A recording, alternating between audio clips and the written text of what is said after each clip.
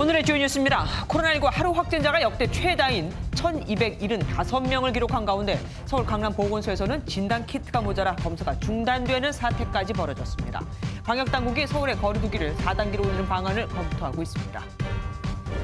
최재형 전 감사원장의 아버지 최영섭 전 대령이 별세했습니다. 최 전 대령은 대한민국을 밝혀라는 유언을 남긴 것으로 전해졌는데 윤석열 전 총장을 비롯한 야권 주요 인사들의 조문이 이어지고 있습니다. 이재명 경기지사가 코로나 대유행 방어에 집중하겠다며 현장 경선 활동을 자제하겠다고 밝혔습니다. 오늘 열린 더불어민주당 예비후보 4차 TV토론회에서는 기본소득을 놓고 난타전이 벌어졌습니다.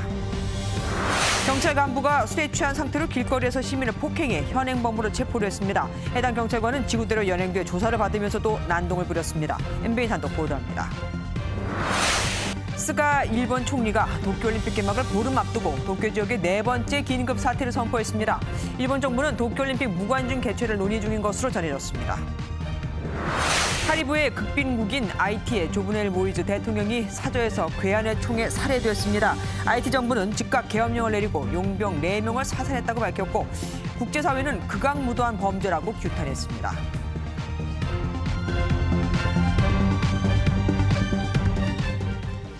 어제에 이어 오늘도 처음으로 이틀 연속 코로나19 확진자가 1,000명을 넘어섰습니다. 게다가 오늘은 코로나19 발생 이후 가장 많은 신규 확진자가 나왔죠. 이대로 가면 7월 말에는 2,000명을 넘어가라는 경고까지 나오면서 4차 유행이 본격화하고 있습니다. 내일 오전에 총리가 주재하는 중대본 회의가 급히 잡힌 걸 보면 서울이나 수도권의 거리두기 4단계 격상이 임박한 것으로 보입니다. 첫 소식 강영호 기자가 보도합니다. 0시 기준 코로나19 신규 확진자는 1,275명, 이틀 연속 1,200명대 확진이자 역대 최다 기록입니다. 수도권만 놓고 보면 994명으로 새 거리두기 4단계에 해당하는 하루 1,000명 기준의 턱 밑까지 왔습니다. 문제는 여기서 끝이 아니라는 점입니다. 현재 감염 재생산 지수는 1.29로 상황이 악화되면 1.7까지 올라갈 것으로 당국은 내다봤습니다. 이렇게 되면 하루 신규 확진자는 이달 말에 2,140명까지 도달할 수 있습니다. 현 상황을 4차 유행의 진입 단계로 판단하고 있습니다. 현 상황이 악화될 경우에는 2,000여 명이 넘을 걸로 예측을 하고 있습니다. 확산세를 막기 위해 방역당국은 선제적으로 수도권의 거리두기 4단계 조치를 내릴지 검토 중입니다. 내일쯤 4단계 기준에 들어서는 서울만 격상할지 아니면 같은 생활권인 인천과 경기까지 포함해 수도권 전체에 격상을 할지 심각하게 고민하고 있습니다. 2학기 전면 등교 목표를 세웠던 교육당국 역시 학교별로 조기 방학이나 원격 수업으로 전환할 수 있다고 밝혔습니다. 학교별 구성원들의 의견 수렴 절차를 거쳐서 원격 수업 전환이나 조기 방학도 가능합니다. 역대 최고치의 확진자가 나오면서 우리 사회가 한 번도 경험하지 못한 고강도 방역 조치 속으로 들어가고 있습니다. MBN 뉴스 강영호입니다.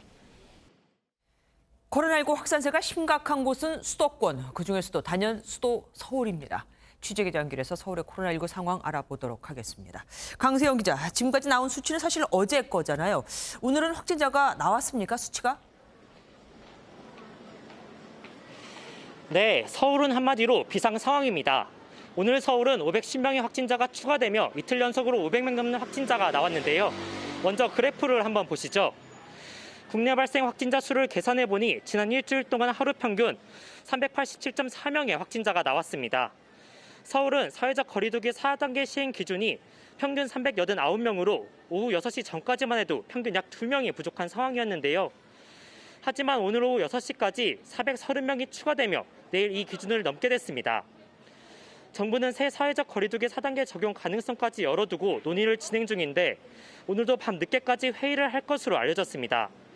전국적으로는 오후 6시까지 1,039명의 확진자가 추가됐는데 어제 같은 시각보다 29명 많은 수치입니다. 상황이 심각하다 보니 방역수칙 적용도 더 엄격해졌습니다. 이제는 다중이용시설에서 방역수칙을 한 번만 어겨도 바로 영업이 정지된다면서요. 네, 오늘 원스트라이크 아웃제가 시행됐습니다. 다중이용 시설의 경우 마스크 착용이나 방역 명부 작성 등 다양한 방역 수칙을 지켜야 했는데요. 원래 한 번만 어겼을 때 경고로 끝났는데 이제는 곧바로 영업이 정지됩니다. 이전에는 방역수칙의 1차 위반 시에는 경고하도록 되어 있었던 규정이 7월 8일부터는 바로 1차 위반 시에도 운영 중단 시비를 할 수 있도록 개정. 한 번 적발되면 10일, 두 번 적발되면 20일, 세 번째엔 3개월, 그리고 네 번이 적발되면 폐쇄 명령이 내려지는데요. 제가 나와 있는 홍대 근처의 업주분들을 만나보니 안 그래도 사정이 어려운데 부담이 크다고 말했습니다. 구청에서 나와가지고 저희한테 뭐 이것 좀 지켜달라 저것 좀 지켜달라 잘 지키면서 하고 있는데 근데 손님들도 없는데 그러고 나오시니까 저희도 좀 곤란하죠. 서울시는 경찰 등과 함께 합동 단속도 나서겠다고 밝혔는데 단속뿐만 아니라 지원 방안도 검토해야 한다는 목소리가 나옵니다. 지금까지 홍대 축제거리에서 MBN 뉴스 강세현입니다. 만약 거리두기가 4단계로 격상이되면 셧다운에 가까운 만큼 우리 생활은 아주 크게 달라지게 됩니다. 저녁 6시 이후 모임은 직계 가족도 예외 없이 2명까지로 제한되고 모든 행사가 전면 금지되다시피 해 퇴근 후 인파가 북적이는 풍경은 찾아보기가 어렵게 됐죠. 구체적으로 무엇이 달라지는지 유호정 기자가 정리해봤습니다. 4단계가 되면 30% 재택근무가 권고되고 이렇게 퇴근 후엔 바로 집에 가야 합니다. 사실상 사적 외출 금지를 유도하는 조치들이 이루어집니다. 저녁 6시 이후부터는 2명만, 6시 이전에는 4명까지만 모일 수 있는데 직계 가족도 예외는 없습니다. 다만 백신 접종자는 이 인원에서 제외되는데 정부는 이 백신 인센티브를 철회하는 방안도 검토 중입니다. 1인 시위, 공무와 기업 활동을 제외한 모든 행사와 집회가 전면 금지됩니다. 결혼식과 장례식에도 친족만, 그것도 49명까지만 참석할 수 있습니다. 클럽과 헌팅 포차, 감성 주점은 아예 문을 닫아야 하고 그 외 모든 다중이용 시설은 밤 10시까지만 영업할 수 있습니다. 학교도 원격 수업만, 스포츠 경기는 무관중으로, 종교 활동은 비대면으로만 가능합니다. 지난달 1년 3개월 만에 풀렸던 요양병원 면회도 다시 어려워집니다. MBN 뉴스 유호정입니다. 확진자가 급증하면서 진단검사를 받으려는 사람들도 늘었습니다. 서울 강남보건소에서는 진단키트가 동라 검사가 중단되고 역학조사관이 환자 발생 경로를 따라가지 못하고 있을 정도죠. 또 교직원 백신 접종 예약 사이트는 접속자가 몰리며 2시간 넘게 먹통이 되기도 했습니다. 심가연 기자가 보도합니다. 서울 강남구 보건소 선별진료소입니다. 근처 대형 백화점에서 집단 감염이 발생하면서 검사를 받으려는 시민들의 발길이 끝없이 늘어서 있습니다. 어제 하루 서울의 검사 건수만 7만 6천여 건, 이 중 1만 건이 강남구에 몰렸습니다.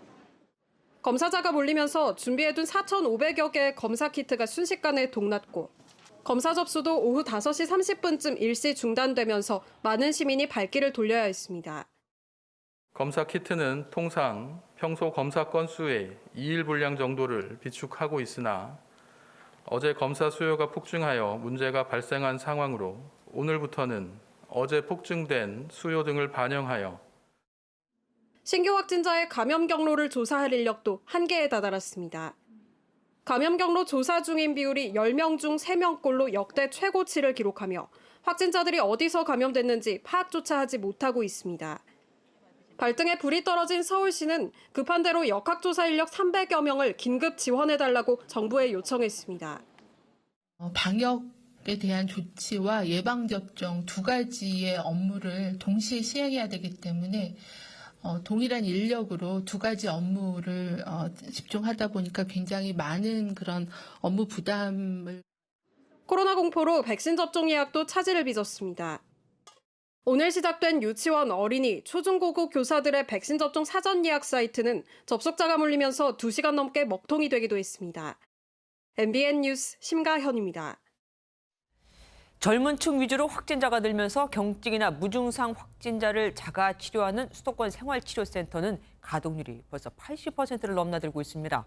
이대로 가다간 수도권 병상은 곧 포화가 될 거라는 우려도 나오고 있는데요. 취재기자 연결해 보겠습니다. 강재문 기자, 거기 어디입니까?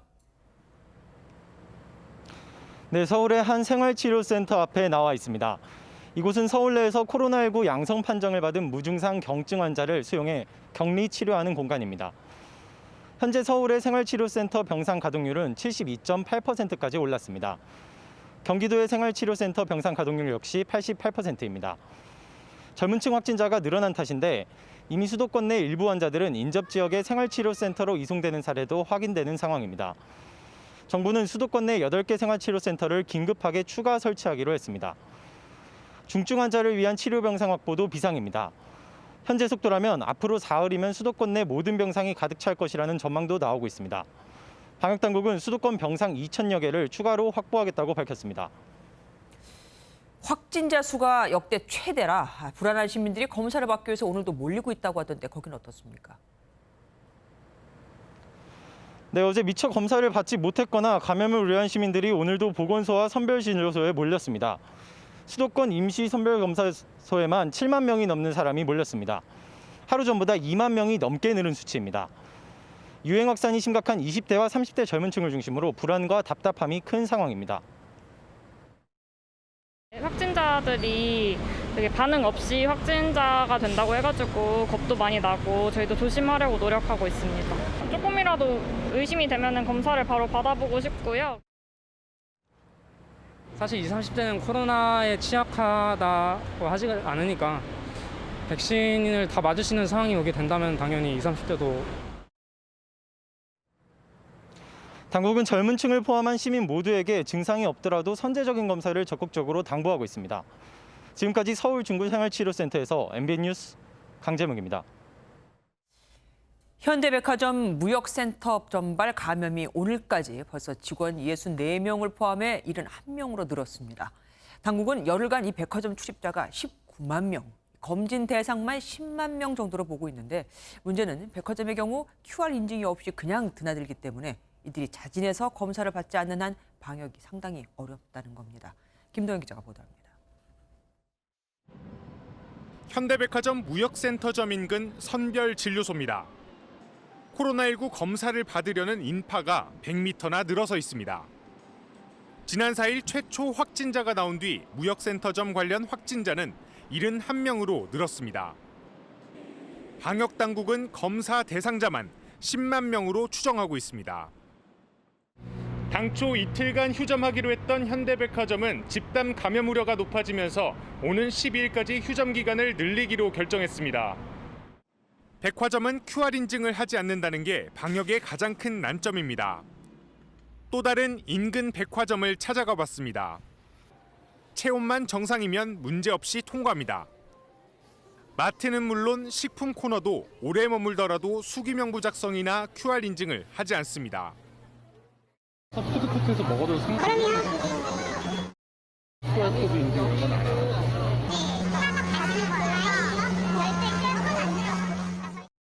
워낙 사람들이 많이 다니니까 줄을 서거나 이럴 우려가 있어서 오히려 더 혼잡스러워서 방역에 위험이 있을 수 있다라는 의견들이 많아요.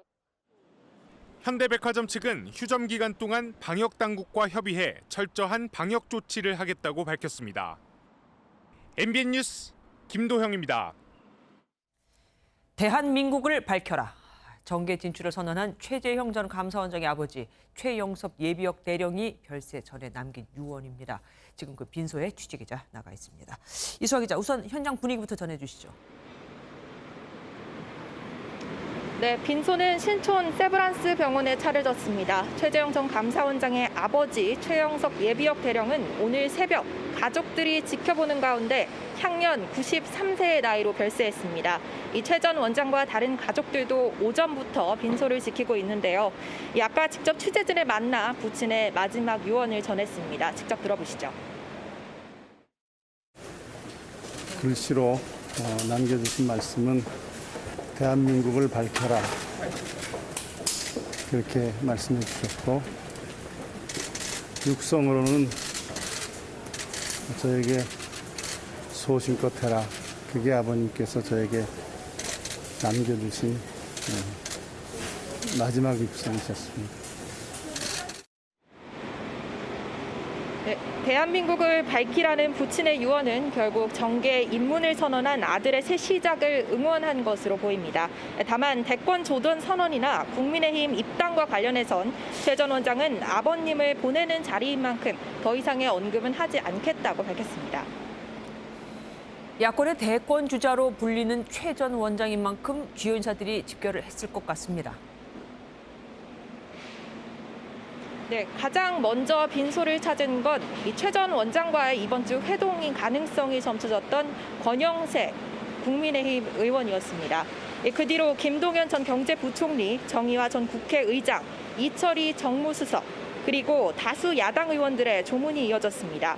이준석 국민의힘 대표와 김기현 원내대표도 오후 시간 빈소를 방문했고 송영길 더불어민주당 대표는 저녁 9시 반쯤 도착할 예정입니다. 이 야권 대권 주자인 윤석열 전 총장도 오후 4시쯤 최대령의 빈소를 방문했는데요. 이 조문 뒤 취재진을 만나 고인에 대한 애도 이상의 정치적 교류는 없었다고 답했습니다. 정치를 하시고 안 하시고와 관계없이 우리 또 존경받는 감사원장님이었고 또 그 작고하신 그 어르신이 우리 또 6.25 때 나라를 지킨 모든 국민이 존경하는 분이기 때문에. 네, 한편 최 전 대령의 발의는 오는 10일 오전이며 이 6.25 전쟁 영웅인 만큼 장지는 국립대전 현충원으로 정해졌습니다. 지금까지 신천 세브란스 병원에서 MBN 뉴스 이수아입니다. 윤석열 전 검찰총장의 부인 김건희 씨의 박사학위 논문 부정 의혹이 커지고 있습니다. 다른 논문에서도 표절이 발견됐다며 여권에서 교육부에 철저한 조사를 촉구했거든요. 스타트업 대표들을 만난 윤 전 총장은 부인의 이런 의혹에 대해 말을 아꼈습니다. 노태영 기자입니다. 윤석열 전 검찰총장의 부인 김건희 씨가 2007년 한국 디자인 포럼에 게재한 학술 논문입니다. 유지라는 부분을 영어로 번역하면서 소리나는 대로 유지라고 표기한 것을 두고 정치권에서는 조롱과 함께 맹비난이 쏟아졌습니다. 열린민주당은 김 씨의 국민대학교 박사학위 논문과 학술지에 제출한 논문 등 모두 3편의 논문에서 특정 기사를 출처 없이 발췌하고 다른 이의 글을 그대로 복사한 것으로 보이는 부분이 발견됐다고 지적했습니다. 3개 기사를 복제한 저를 작성하면서 사용한 319개 낱말 중 87.8%인 280개 낱말이 기사의 글과 동일한 것으로 나타났습니다. 정상 경로로는 일어날 수 없는 수준 미달 논문의 심사 통과가 유독 김 씨에게 여러 번 나타났다며 국민대뿐만 아니라 교육부도 논문 게재 과정을 조사하라고 열린민주당은 강조했습니다. 확산되는 부인의 논문 부정 의혹에 대해 윤 전 총장은 말을 아꼈습니다. 어떤 단체와 이런 개인들께서 이의 제기를 하셔가지고 대학에서 이루어지는 문제니까 대학이 자율적으로 학술적인 판단을 해서 진행이 되지 않겠나 그렇게 생각합니다. 이런 가운데 윤 전 총장은 스타트업 창업자들과 간담회를 갖고 기업 활동이 정치에 의해 휘둘리지 않아야 하고 규제도 혁신해야 한다고 강조했습니다. MBN 뉴스 노태현입니다. 더불어민주당 예비경선 컷오프를 앞둔 마지막 토론회에서도 이재명 경기지사에 대한 공세는 계속됐습니다. 한편 정세균 전 국무총리에게 친문계 홍영표, 김종민 이 두 의원이 지지 의사를 밝혀 눈길을 끌기도 했죠. 친문의 이재명 지사 견제일까요? 김순철 기자입니다. 더불어민주당 마지막 TV 토론회에서도 여권 1위의 이재명 경기지사에 대한 후보들의 견제는 여전했습니다. 기본소득제는 가성비가 떨어진다. 그리고 금액이 너무 작다. 지속 가능하지도 않다. 이 지사도 공세를 폈습니다. 20년간 일정액을 계속 부어서 1억을 만들어주겠다는 것이고 저는 포퓰리즘이고 우리 후보님의 그 정책은 왜 포퓰리즘이 아닌지. 기본주택을 두고는 박용진 의원과 이 지사가 설전을 벌이기도 했습니다. 신법단지가 있다고 갑자기 그러셔서 여기 있습니다. 부지라고 얘기를 하셨어요. 여기 있습니다. 아니 공고 내신 걸 보세요. 사업 공고를 직접 내셨잖아요. 자꾸 우기시면 안 된다고요. 그러니까 생각을 바꾸세요. 말을 바꾸지 마시고요. 이낙연 전 민주당 대표는 이 지사의 도덕성을 파고들었습니다. 기본소득에 대한 오락가락하신 말씀, 그리고 일부 도덕성의 문제 이런 것에 대한 우려가 있습니다. 이에 명추연대로 불리는 추미애 전 법무부 장관이 엄호에 나서기도 했습니다. 중산층 70% 만들겠다 하시는데 막강한 힘이 있는 책임 총리로서 왜 못하셨는지 의문이다 하는. 토론회에 앞서 열린 정세균 전 총리 캠프 간담회에는 전현직 의원 30여 명이 총출동해 눈길을 끌었습니다. 이 자리에서 친문 핵심인 홍영표 의원은 전 총리가 김대중, 노무현 전 대통령의 정체성을 잇는 분이라며 지지를 선언했습니다. 한편 이재명 지사는 코로나 대유행 방어에 집중하겠다며 당분간 현장 경선 활동을 자제하고 캠프 운영도 최소화하겠다고 밝혔습니다. MBN 뉴스 김순철입니다. 사실 오늘 정치권의 관심은 최재형 전 감사원장의 부친상에 과연 청와대가 조화를 보낼까 여부였습니다. 정치권 뒷이야기 정치부 전한빛 기자와 함께 다양하게 짚어보겠습니다. 어서 오십시오. 네. 최재형 전 감사원장 부친상에 문 대통령이 조화를 보냈습니다. 그거는 맞습니다. 곧 그래도 문재인 정부 사람이다라는 걸까요? 네, 문재인 대통령, 그러니까 청와대 같은 경우에는 전직 장관은 내부 관례에 따라서 부친상을 당할 경우에는 조화를 보내왔었습니다. 감사원장은 장관급이기 때문에 조화를 보내는 건 당연합니다만 청와대가 오늘 한 줄 더 설명을 붙였습니다. 어떻게 말했냐면요. 청와대 측은 최재형 전 원장의 부친이기도 하지만 최영섭 대령이 무공훈장을 3번 받는 등 그 자체로 조화를 보낼 수 있는 조건이라는 겁니다. 예, 어쨌든 굳이 안 해도 될 말을 덧붙인 겁니다. 예. 최재형 원장에 대해서도 서운함이 묻어나는 것 같기도 하고 그런데 어쨌든 최 대령인 궤주 굉장히 대단한 분이라면서요. 그렇습니다. 해군사관학교 3기 출신이고요. 고 최용섭 예비역 대령은 6.25 전쟁 때 대한해협해전에 참전해서 승리를 이끌었던 전쟁 영웅입니다. 당시 대한해협해전은 1950년 6월 26일 새벽에 무장병력 600여 명을 태우고 부산으로 침투하던 북한의 1000톤급 무장수송선을 격침해서 6.25 전쟁의 양상을 바꿔놓았던 것으로 평가를 받았던 첫 승전이었습니다. 최 예비역 대령은 1년 내내 자택에 태극기를 걸어놓을 정도로 평소 애국심이 대단했다고 하는데요. 집안도 군인 가문으로 유명합니다. 네. 동생 2명이 해병대 대령과 해군 부사관으로 또 아들 넷은 모두 장교로 복무했습니다. 최 전 원장이 바로 그 둘째 아들인데요. 최 예비역 대령이 최 전 원장에게 건넨 발언 또한 화제가 되고 있습니다. 최 전 원장이 아버지에게 정치 참여를 해도 되겠느냐고 말한 자리에서 단기 출진 불면 고전, 천우신조 탕정구국이라는 당부의 말씀이 있었다고 하는데요. 홀로 진지를 박차고 나가면 고전을 면치 못하는 상황이 올 수도 있지만 그럴 때 하늘의 도움을 구하면 나라를 안정시키고 구할 수 있다라는 뜻이라고 합니다. 예, 어쨌든 최 대령님은 물에 빠진 박정희 당시 대통령을 구하고도 청와대로 오라는 얘기를 또 거부했다고 하더라고요. 네. 대단한 분이긴 하신가 봅니다. 가족들이 허락한 만큼 어쨌든 이제는 그러면 최 전 원장이 언제 정치를 시작할까가 관건 아니겠습니까? 일단 부친상을 당한 만큼 곧바로 정치 선언을 할 것 같진 않고요. 장례 절차 등을 감안하면 7월 말이나 8월 초쯤 최 전 원장의 정치 행보가 가시화될 것으로 예상이 됩니다. 국민의힘은 경선준비위원회를 발족하고 8월 말쯤 경선을 시작할 예정인데 예비 경선에서 4명으로 후보를 압축할 것으로 알려졌습니다. 이준석 대표는 8월 말 이전에 최재형 전 원장이나 윤석열 전 총장이 입당할 것으로 내다봤는데요. 함께 들어보시죠. 그 당 내에서 좋은 말씀 하신 분들이 있고 실제로 지금 돕겠다고 하는 분들도 상당수 있는 걸로 알고 있습니다. 그렇기 때문에 당내 주자들과 비슷한 시점에 합류를 결정하지 않을까. 자, 하지만 이와는 좀 다르게 김종인 전 비대위원장 같은 경우엔 윤 전 총장이 지금의 지지율만 유지할 수 있다면 11월 말쯤 국민의힘 후보가 다 결정된 다음에 야권 단일화를 하는 게 유리하다고 말해서 또 귀추가 주목되고 있습니다. 예, 이번으로 여권으로 좀 얘기를 옮겨보겠습니다. 네. 이철희 청와대 정무수석에 대해서 다른 것도 아닌 민주당, 그러니까 여당 내 보좌진들이 발끈했다고 하던데 이건 또 무슨 일입니까? 네. 잘 알려진 것처럼 청와대 청년비서관에 25살의 박성민 신임 비서관이 임명이 됐었죠. 그런데 이것에 대해서 보좌관들이 강하게 비판을 한 바 있었습니다.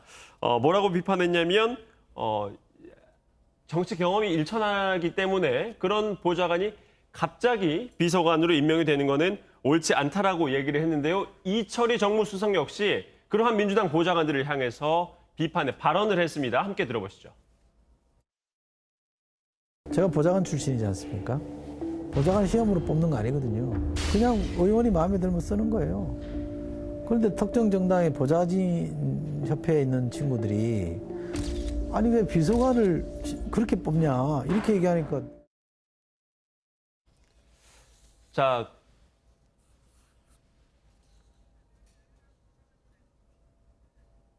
자, 그러자 민주당 보좌관들 또 발끈을 했는데요. 민주당 보좌진 협의회장을 맡고 있는 이동윤 보좌관은 SNS를 통해서 의원님의 마음에 드는 것도 평가라면서 보좌진 선배로서 3천여 후배들의 마음을 조금 더 세심하게 헤아려 달라라며 서운함을 드러내기도 했습니다. 예, 이번엔 진중권 전 교수 얘기로 가볼게요.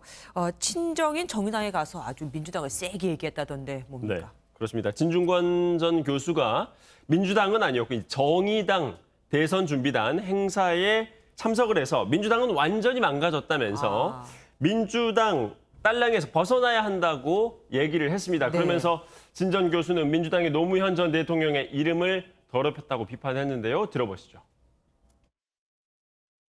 노무현의 죽음을 얼마나 더럽혔습니까? 저 사람들 다 그 못된 짓들 다 노무현의 이름을 하고 있거든요. 응? 조국이 노무현이래요. 그럼 노무현이 조국이 되는 겁니다. 아시겠죠? 자, 이어서 민주당 대선 후보 면접관 교체를 언급하면서 방송인 김어준 씨가 실질적인 민주당의 대표였다라고 비꼬았습니다. 이것도 함께 들어보시죠. 지금 민주당 당대표 누굽니까? 김어준이에요. 송영길이 아무리 해도 안 됩니다. 자, 김경률 잘못한 겁니다. 정리하세요. 그다음에 노무현 전 대통령까지 언급을 했으니 이 또한 또 파장이 또 커질 것 같습니다. 기출을 봐야겠어요. 지금까지 서남빛 기자와 함께했습니다. 고맙습니다. 간부급 경찰이 술에 취한 채 행인과 경찰마저 폭행한 혐의로 입건됐습니다. 경찰 조사 과정에서 난동까지 부렸다고 하는데 결국 경찰이 해당 경관을 대기 발령 조치했습니다. 김종민 기자가 단독 보도합니다. 지난 6일 밤 11시쯤 서울 신림동의 골목길입니다. 한 남성이 비틀거리며 여성의 뒤를 따라갑니다. 여성이 놀란 듯 뛰어가자 남성도 여성을 쫓습니다. 여성의 요청에 주변에서 말려보지만 이 남성은 다른 남성의 목을 조르고 폭행해 경찰의 현행범으로 체포됐습니다. 사건이 발생한 현장입니다. 술에 취한 남성은 소리를 지르며 여성을 뒤따라가 말을 걸었고 놀란 여성이 주변의 도움을 요청하자 자신의 행동을 말리는 남성의 뺨까지 때렸습니다. 경찰 조사 결과 술에 취한 남성은 다름 아닌 서울 강남경찰서 소속 현직 경찰 A경위. 동료 경찰관과 술을 마시고 귀갓길에 범행을 저지른 것으로 파악됐습니다. 게다가 A경위는 연행된 인근 지구대에서 난동을 부렸고 관할서에 도착해선 수갑을 풀어주자마자 경찰까지 폭행한 것으로 드러났습니다. 서울관악경찰서는 A경위를 폭행과 공무집행 방해 혐의로 입건했고 강남경찰서는 A경위를 대기발령 조치했습니다. 술에 취한 경찰 간부가 행인을 위협하고 폭행한 데 이어 동료 경찰관마저 폭행해 입건되면서 경찰의 기강해이에 대한 비판을 피할 수 없을 것으로 보입니다. MBN 뉴스 김종민입니다. 경기도 화성에 있는 공장에서 복면을 쓴 남성이 차를 훔쳐 달아났습니다. 여기까지는 그냥 차 도둑인가 보다 할 수도 있는데 총으로 보이는 물체를 들고 있는 모습이 CCTV에 포착됐습니다. 이지호 기자가 보도합니다. 새벽 시간 복면을 쓴 한 남성이 주차장 주변을 어슬렁거립니다. 주차된 차량 운전석 문을 당겨보는가 싶더니 두 손에 든 총을 들고 주변을 경계합니다. 총기로 추정되는 물체를 든 남성은 40여 분간 주차장 주변을 서성이다 이곳에서 차량을 훔쳐 달아났습니다. 도난 차량은 차 내부에 키가 꽂힌 채 문이 열려 있던 것으로 알려졌습니다. 회사 차로 잠시 옮길 때도 쓰고 뭐 하다 보니 구리로 넣어놓으신 것 같은데. 경찰은 복면을 쓴 남성이 들고 있던 것이 장난감 총일 가능성에 무게를 두고 있습니다. 장난감 총기는 총구에 의무적으로 불빛이 나오게끔 제작을 한다네요. 저희는 장난감 쪽으로 보고 있습니다. 경찰은 복면을 쓴 남성의 뒤를 쫓고 있습니다. MBN 뉴스 이재호입니다.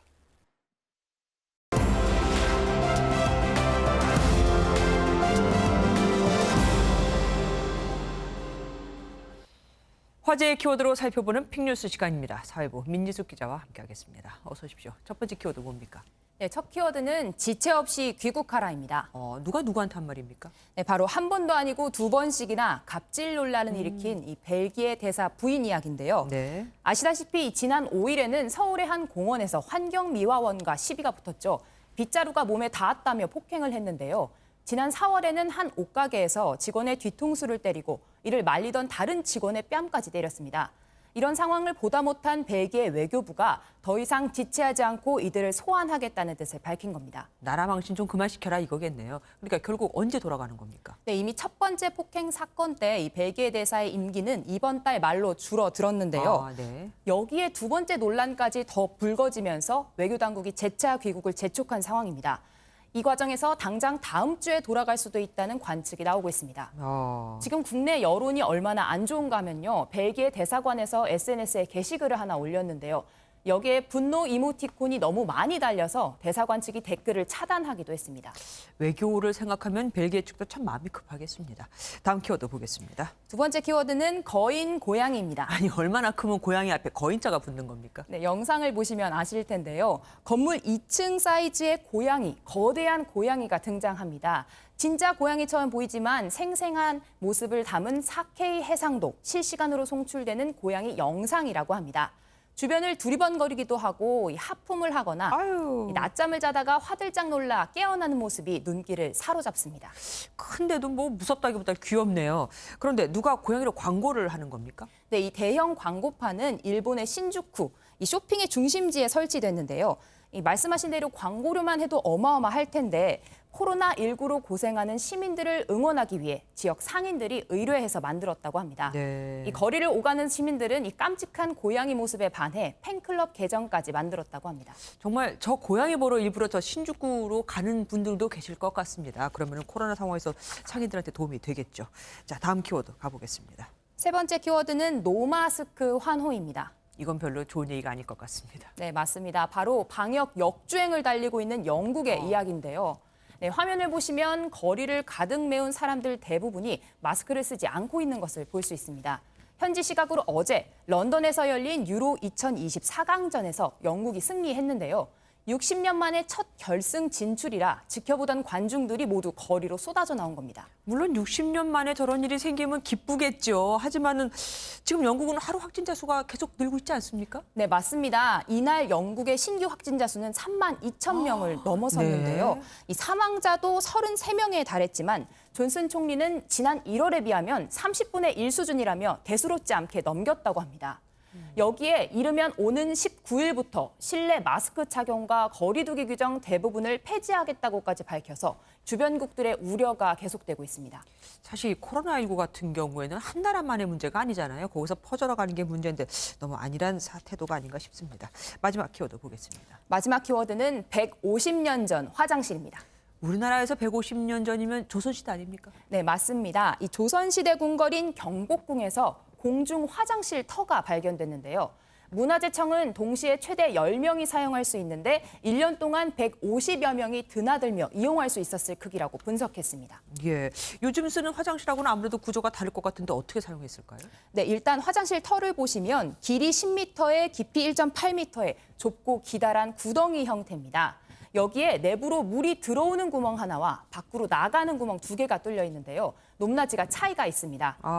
네, 이곳으로 들어온 물이 분변과 섞여 발효되는데 이때 무거운 찌꺼기만 가라앉고 물은 다시 배출되면서 부피를 줄였을 것으로 추정된다고 합니다. 물이 들어오면서 이렇게 높낮이를 이용해 흘러가게 만들었군요. 우리 조상님들의 지혜가 엿보입니다.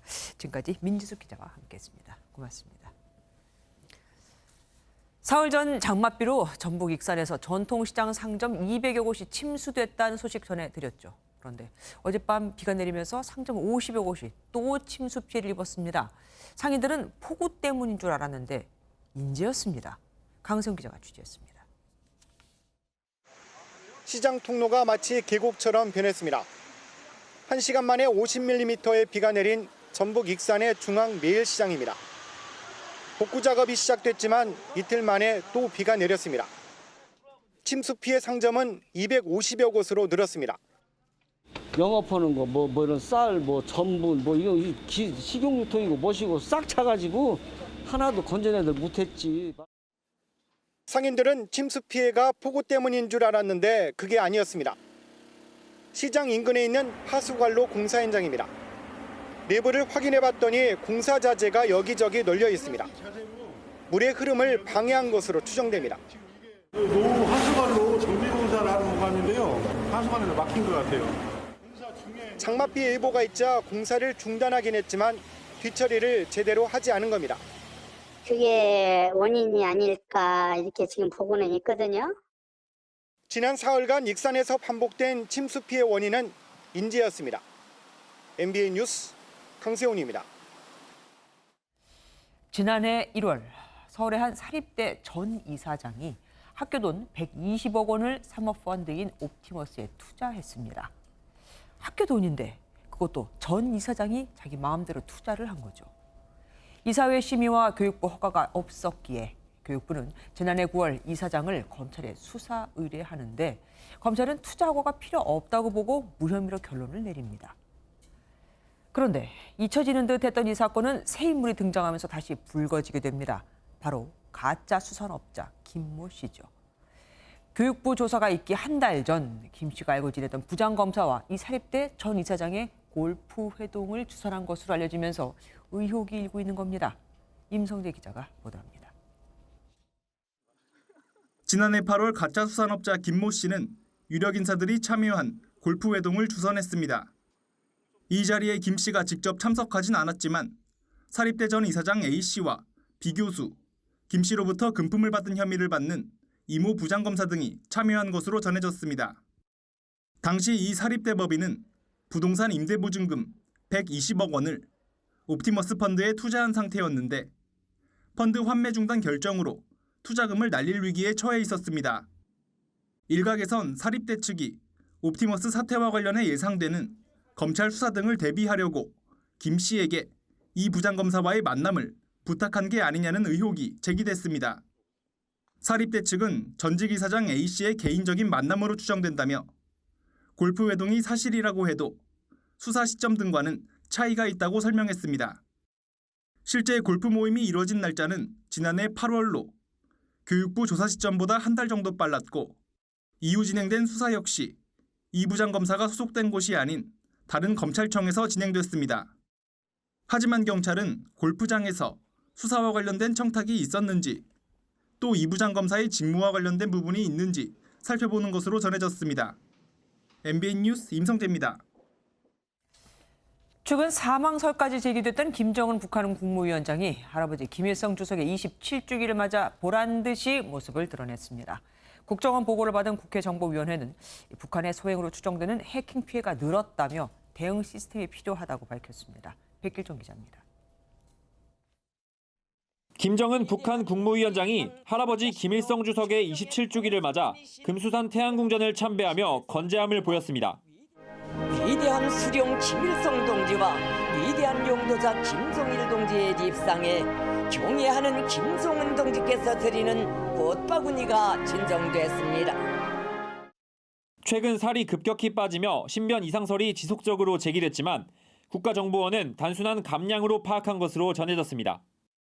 김정은은 최근 10kg에서 20kg 정도의 체중을 감량하고 정상적인 통치 활동을 하고 있다고 보고한 바 있습니다.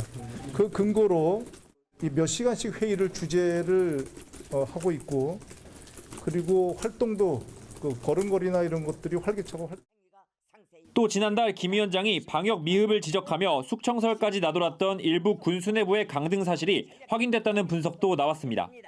김 의원은 당 상무위원이자 군 서열 1위인 리병철 당 비서는 군수공업 부장으로 서열 2위인 박정천 총참모장은 원수에서 차수로 한 단계 강등된 것으로 보인다고 설명했습니다.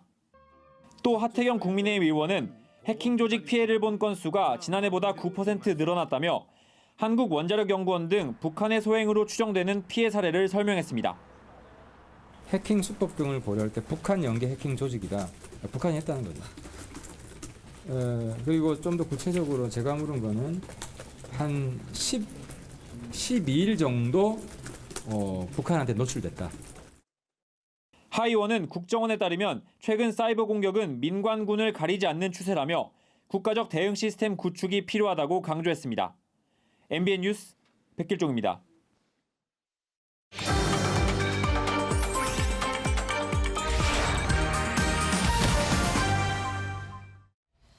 식당으로 들어오는 통로를 누군가 막아 놓는다면 식당 주인의 심정은 어떨까요?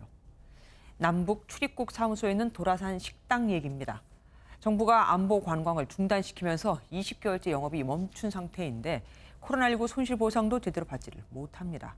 손해를 몽땅 이 식당이 혼자 떠안아야 하는 거죠. 조경진 기자가 취재했습니다.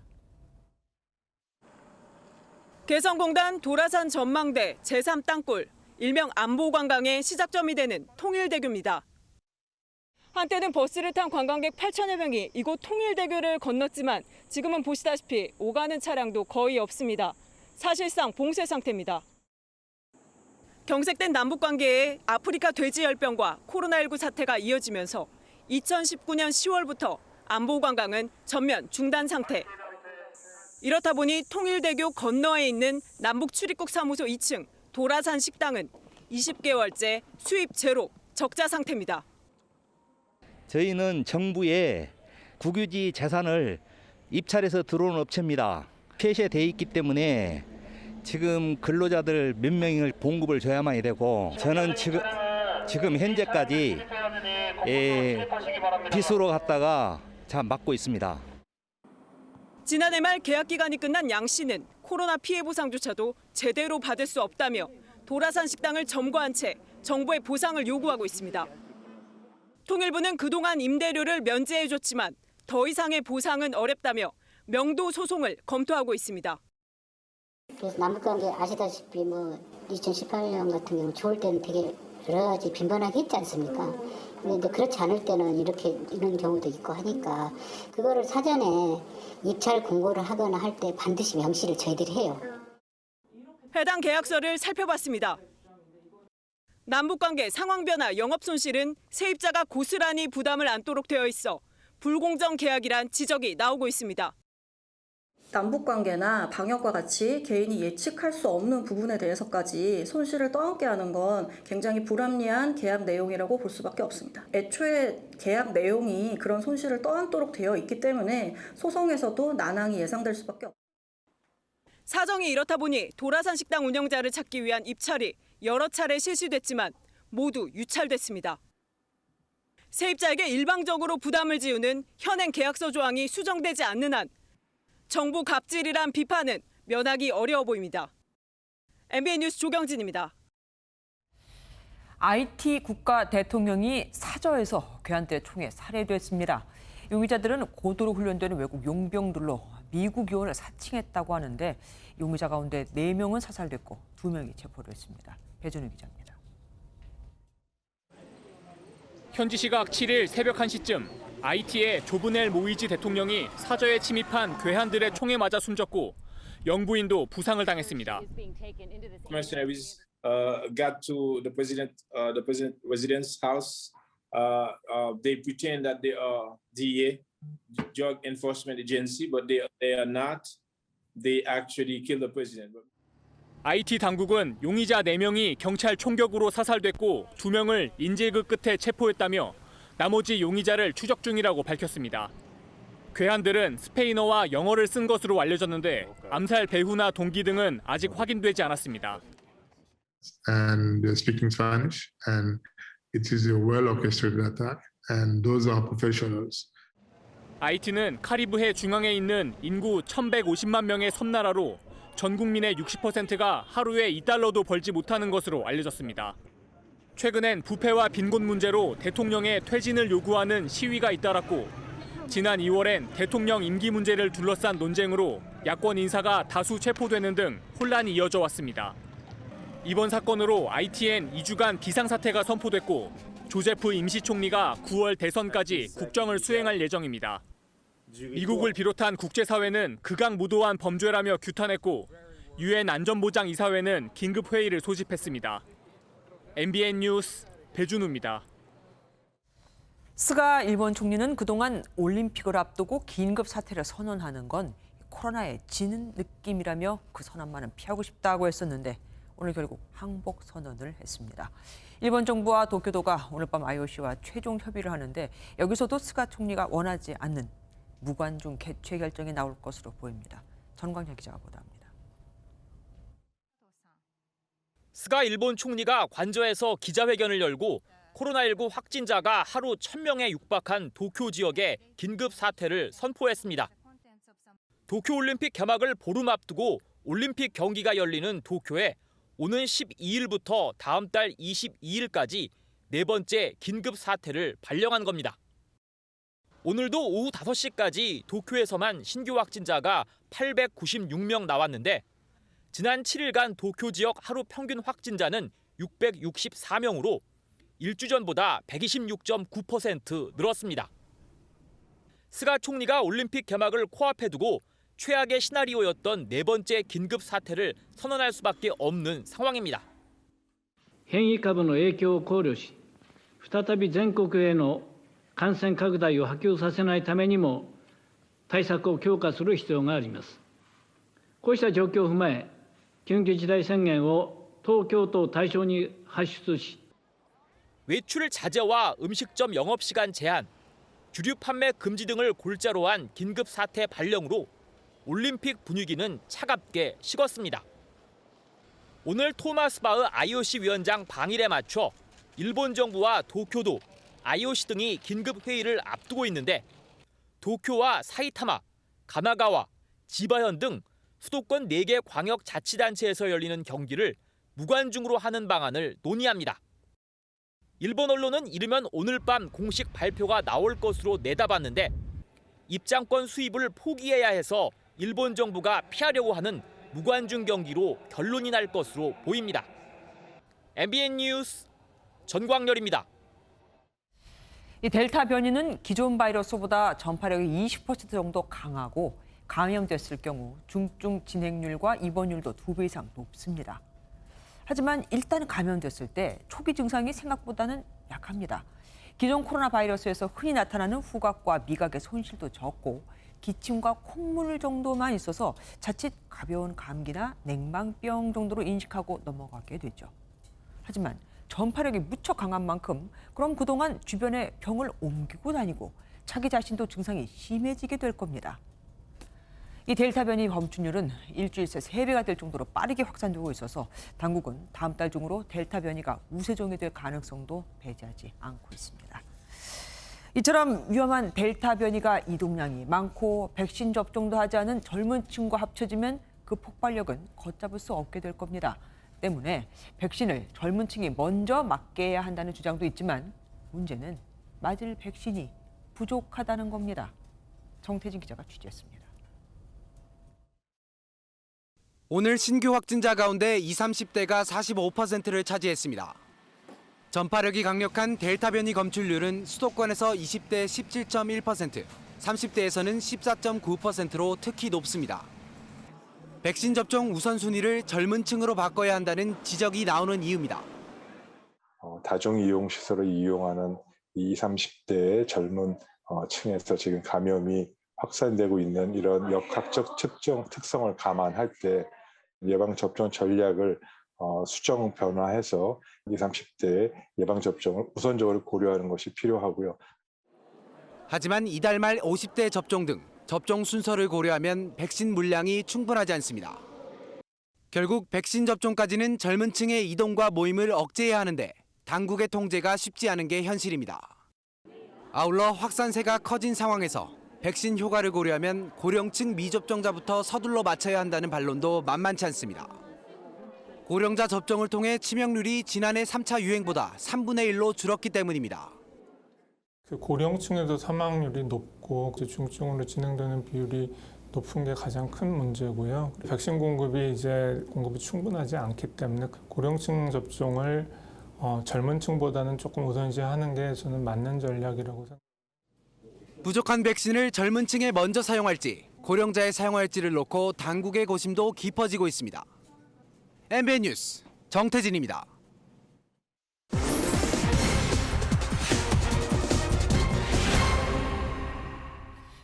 불법 촬영, 이 몰래 카메라 때문에 공중 화장실 가는 게 두렵다는 분들 적지 않죠. 누구나 초소형 카메라를 구할 수 있다 보니 언제 어디서든 내가 촬영 대상이 될 수 있기 때문인데, 그렇다면 이 초소형 카메라 판매를 제한하면, 규제하면 어떨까요? 가능할까요? 사실 확인해서 김태린 기자가 따져봤습니다. 얼마 전 청와대 국민청원에 초소형 카메라 판매를 막아달라는 글이 올라왔습니다. 벌써 17만 명이 동의했는데 그만큼 많은 사람이 불법 촬영에 대해 불안과 공포를 느끼고 있는 것으로 보입니다. 그렇다면 불법 촬영으로 악용되는 초소형 카메라 판매 규제는 가능할까요?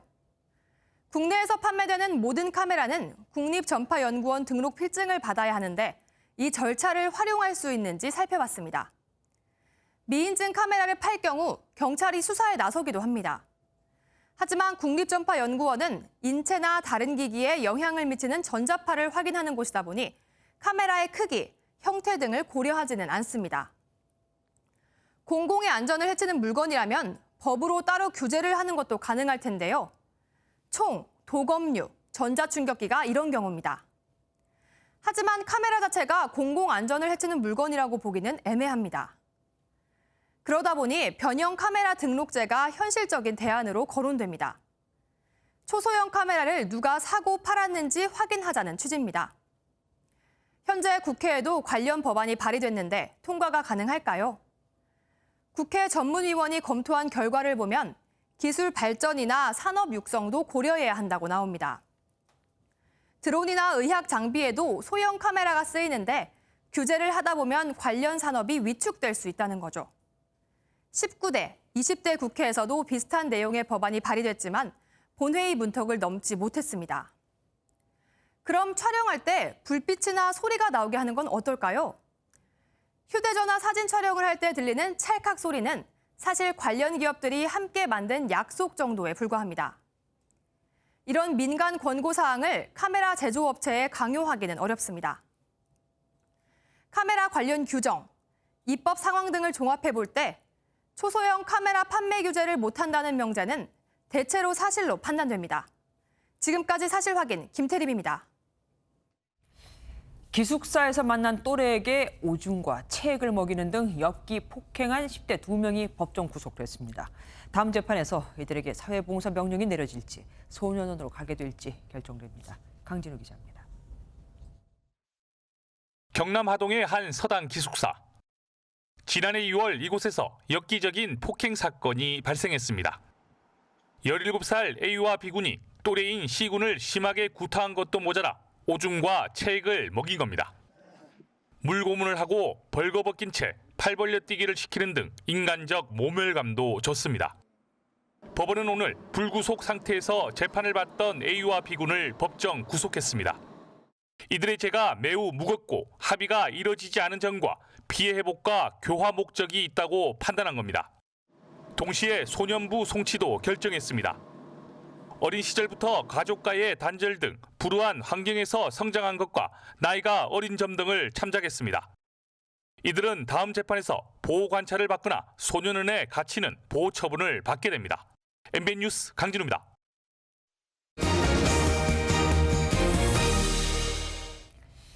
이미 파업 중인 현대중공업 노조에 이어 현대차 노조도 압도적인 찬성으로 파업이 가결됐습니다. 기본급 인상, 정년 64세로의 연장 등을 요구하고 있는데 그나마 숨통이 튀었던 우리나라 대표 업종들인지라 걱정이 큽니다. 오지혜 기자가 취재했습니다. 거리가 순식간에 자동차와 자전거, 오토바이로 가득 찹니다. 교대 근무를 마치고 퇴근하는 현대차 울산 공장 근로자들입니다. 중앙노동위 조정이 끝내 실패하면 노조는 오는 13일 파업에 들어갈 수 있습니다. 앞서 파업 찬반 투표는 압도적인 찬성으로 가결됐습니다. 협력사들은 조마조마합니다. 차량 반도체 부족으로 상반기에 7만 대 생산 차질이 빚어진 데 이어 일감이 더 줄어들까 걱정입니다. 앞으로 5년 후에 10년 후에는 어떻게 하나 굉장히 복잡한 시기인데 그 노사들이 좀 현명한 판단과 합의 이런 게. 현대차 울산 공장에서 차로 20분 거리 현대중공업을 찾아가 봤습니다. 노조는 40m 고공 크레인에서 사흘째 농성 중이고 사측은 퇴거하라며 법원에 가처분 신청을 냈습니다. 기종 노동자라는 여기 지금 임금 내가 30 내가 5년 차입니다. 220만 원 좀밖에 안 됩니다. 기본금이. 울산의 최대 기업 두 곳의 파업 국면에 가뜩이나 코로나로 발길이 뚝 끊긴 지역 상권은 초긴장 상태입니다. 자동차 분들이 좀 많이 주의도를 하신다고 그랬는데 이 상권이 완전히 다 죽었어요. 현대차 노조는 만 64세까지 정년 연장, 현대중공업 노조는 기본급 12만 원 인상에서 물러날 수 없다는 입장입니다. 국민연금과 수령 시기와 연계한 정년 연장입니다. 회사가 이제는 어느 정도 양보해야 될 시점. 주 52시간이 도입되면서 이제 잔업특권으로는 이 기본급 부족분을 메울 수가 없는 상황이 와버린 거예요. 전문가들은 우려의 시선을 보내고 있습니다. 정년 제도를 계기로 해가지고 어쨌든 점진적으로 이제 인력을 조정하는 것을 목표로 가지고 있는데 점진적으로 지금 은퇴할 수밖에 없는 인원들이 늘어나고 있는 추세거든. 우리나라 대표 업종의 파업 움직임에 산업계의 이목이 쏠리고 있습니다. MBN 뉴스 오지혜입니다. 스포츠 뉴스입니다. 우리 도쿄올림픽 선수단이 5회 연속 톱10 달성을 위한 결의를 다졌습니다. 배구 여제 김연경과 수영 기대주 황선우는 개회식 기수로 나섭니다. 전남주 기자의 보도입니다. 장인화 도쿄올림픽 선수단장이 이기흥 대한체육회장에게 건네받은 태극기를 힘차게 흔듭니다. 각 종목 대표 선수들은 선전을 다짐하며 파이팅을 외칩니다. 코로나19로 1년 연기된 도쿄올림픽 개막을 15일 앞두고 국가대표 선수단의 결단식이 열렸습니다. 29개 종목에서 354명이 파견되는 우리 선수단은 금메달을 7개 이상 획득해 5회 연속 종합순위 10위 안에 드는 것을 목표로 세웠습니다. 특히 효자 종목 태권도가 대회 초반부에 경기가 열려 국민들에게 승전보를 전할 것으로 보입니다. 이제 저희가 출전한 6명 다 이제 금빛 발차기를 보일 수 있게 열심히 준비를 하고 있습니다. 3회 연속 올림픽 무대를 밟는 여자 배구의 김연경은 수영 기대주 황선우와 함께 개막식 기수로 선정돼 태극기를 들고 입장합니다. 메달을 따겠다라는 그런 얘기보다는 천천히 차근차근 한 경기 한 경기 최선을 다해서 할 예정이고. 도쿄올림픽은 오는 23일 개막해 다음 달 8일까지 17일간의 열전에 들어갑니다. MBN 뉴스 전남주입니다. 비가 내려 습도가 높은 데다 기온이 오르면서 전국적으로 후텁지근한 더위가 나타났습니다. 이제 본격적인 무더위가 시작됩니다. 현재 내륙을 따라서는 폭염주의보가 발효 중인데요. 폭염주의보는 일 최고 체감온도가 33도 이상인 날이 이틀 이상 지속될 때 내려집니다. 내일 서울의 낮 최고 기온은 29도, 청주와 의성도 31도 안팎을 가리키겠지만 습도 때문에 체감온도는 33도 안팎까지 오르는 곳이 많겠습니다. 내일 아침까지 내리는 비는 장맛비가 아닌 갑작스런 소나기입니다. 비의 양은 최고 80mm 이상인 곳이 있겠고요. 밤부터 내일 새벽 사이에는 국지적으로 시간당 50mm 이상의 매우 강한 비가 집중될 수 있어 주의하셔야겠습니다. 내일 중부지방 아침까지 소나기 구름이 만들어지는 곳이 많겠습니다. 남부지방은 제주에서만 장마가 영향을 미치겠고요. 한낮에는 광주 30도, 대구 31도가 예상되지만 체감온도는 이보다 2도에서 3도가량 더 높겠습니다. 동해안 내일 하늘이 흐리겠습니다. 속초는 한낮에도 25도 선에 머무는 등 상대적으로 낮은 기온 예상됩니다. 당분간 무더운 날씨가 이어지다가 일요일에는 영동을 제외한 전국에 비가 내릴 전망입니다. 날씨였습니다.